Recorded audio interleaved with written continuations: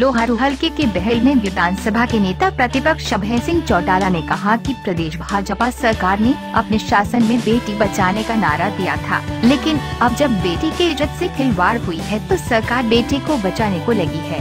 उनका इशारा भाजपा प्रदेश अध्यक्ष सुभाष बराला के बेटे विकास बराला पर चंडीगढ़ में दर्ज मामले को लेकर था। उन्होंने कहा कि प्रदेश के सीएम ने इस मौके पर बेटी को न्याय दिलाने की जगह अपनी पार्टी के नेता का बचाव किया है, जो सही नहीं है।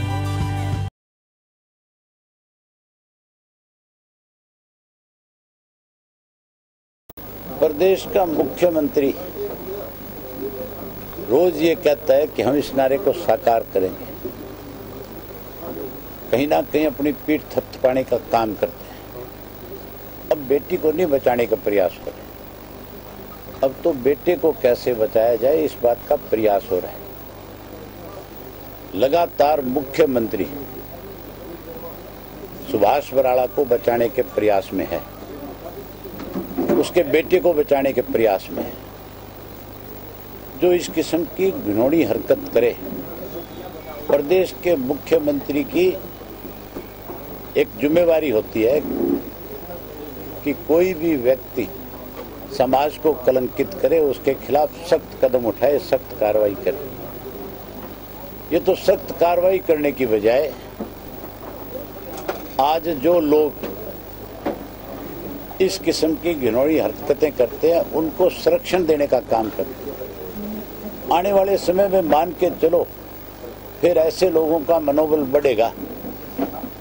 वो लोग फिर ये मान के चलेंगे कि जो सत्ता के साथ है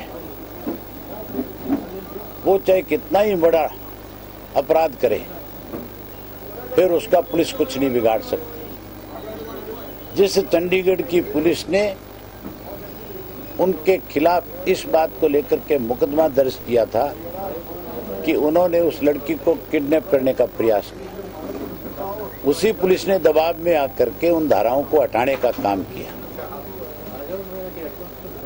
न केवल दोबारा से उसके खिलाफ, दोनों के खिलाफ अपहरण का मामला दर्ज हो, बल्कि वो जो दोनों पुलिस के अधिकारी जिन्होंने धाराएं हटाई है उनके खिलाफ भी सख्त कार्रवाई होनी चाहिए।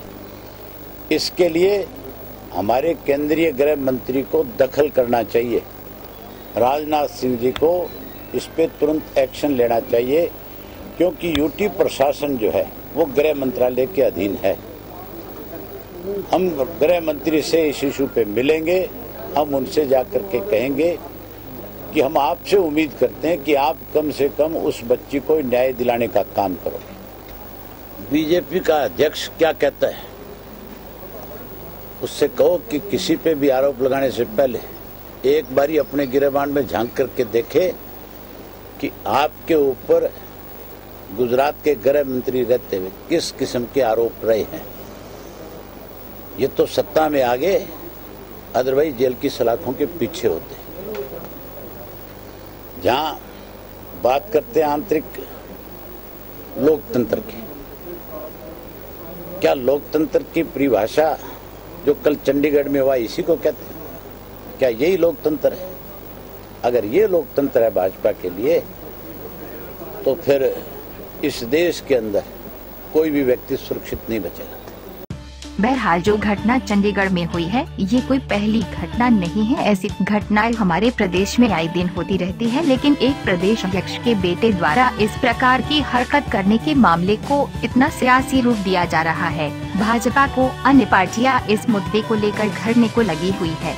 वही मामला हुई प्रोफाइल होने के कारण बराला की कुर्सी पर भी संकट के बादल मंडरागे हैं। चौधरी न्यूज एजेंसी के लिए बहल से सहयोगी दीपक जामगढ़ा के साथ रण सिंह गाढ़ा की रिपोर्ट।